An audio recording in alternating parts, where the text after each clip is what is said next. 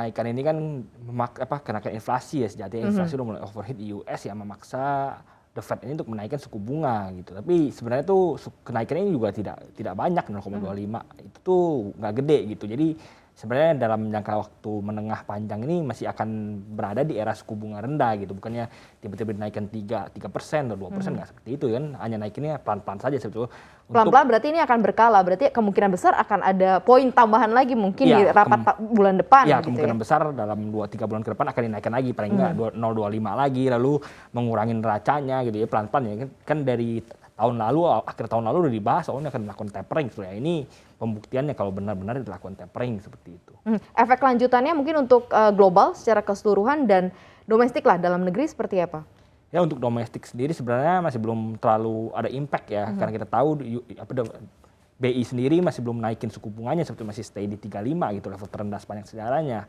Jadi ya memang kenapa BI belum naikin, satu, rupiah kan masih stabil seperti itu. Lalu kedua juga inflasi kita juga terkontrol, nggak seperti di US sudah mulai overheat seperti itu. Jadi ya ini impact ke dalam negeri itu masih belum begitu terasa gitu. Biasanya ketika The Fed lalu BOE di England juga kita tahu dinaikin suku bunga, itu naikin suku bunga biasanya akan menekan supaya dalam negeri juga naikin. Tapi kan kita tahu di dalam negeri kondisi masih stabil, rupiah stabil, inflasi stabil ya masih aman berarti begitu. Ini karena semata-mata memang mau narik likuiditas dari emerging market atau seperti apa sih sebenarnya?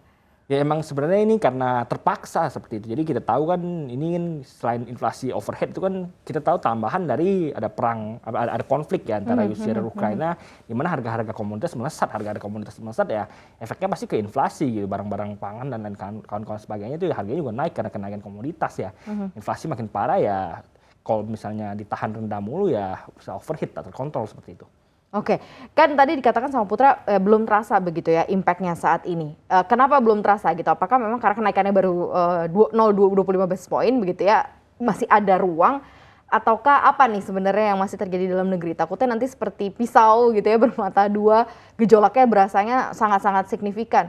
Ya, satu memang karena kenaikannya belum signifikan, hanya 0,25% saja seperti itu.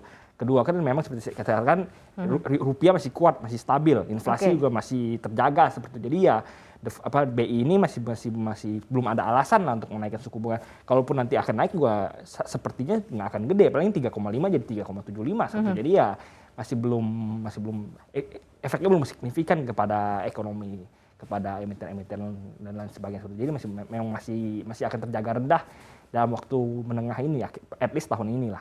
Kalau masih terjaga rendah berarti kemungkinan besar akan menaikkan lagi atau tidak nih di bulan depan. Nah, 25 basis point cukup atau tidak begitu ya untuk menjaga kestabilan perekonomian di Amerika Serikat, ataukah masih akan peluang nih mungkin bisa ya 75 basis point mungkin sampai akhir gitu. Yang Putra lihat atau coba di riset ini akan seperti apa nih nanti arah dari The Fed sendiri? Ya, arahnya dari The Fed sih sudah disebutkan kemarin ya, di kuartal depan ini paling tidak akan dinaikkan 1-2 kali lagi gitu. Jadi di kuartal 2 ini akan ada kenaikan lagi 1-2 kali.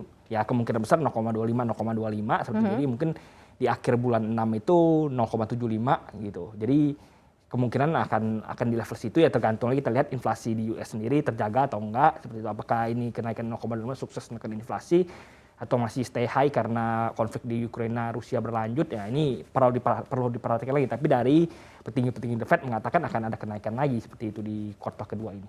Selain memang menjaga kondisi dari inflasi di US sendiri, sebenarnya sasaran apa lagi sih yang lagi diincar nih ya oleh Amerika Serikat atau the Federal Reserve sendiri dalam mengambil keputusan untuk menaikkan suku bunga ini nih, Put? Ya pertama kan memang utama itu, dan dari kemarin juga mengatakan ini neracanya US itu juga sudah mulai berat ya seperti itu. Jadi ya akan ada tapering seperti itu ya. Salah satu pengurangan inflasi dibarengi dengan pengurangan neraca, seperti balance sheet-nya udah mulai dikurang-kurangin karena sebelum-sebelumnya kan mereka terus melakukan pembelian obligasi, ya akhir-akhirnya neracanya bengkak ya harus dikurangin pelan-pelan gitu. Oke, jadi makanya itulah pilihan yang paling tepat begitu ya untuk saat ini. Walaupun memang Bank Indonesia belum memutuskan untuk menaikkan ya, tetapi ketika kemudian The Fed ada on track yang seperti ini, kira-kira akan mengekor atau enggak? Walaupun tidak dalam jangka dekat. Ya pastinya akan mengekor karena nggak mungkin era suku bunga rendah ini bertahan sampai lama seperti itu. Nggak mungkin seperti itu. Jadi kemungkinan besar akan naikkan, paling nggak menurut tim riset kami sendiri tuh at least di tahun ini akan ada kenaikan seperti itu. Tapi ya apakah di later seperti Q3 Q4 atau di Q2 sendiri ya tergantung dari inflasi dan rupiahnya seperti itu.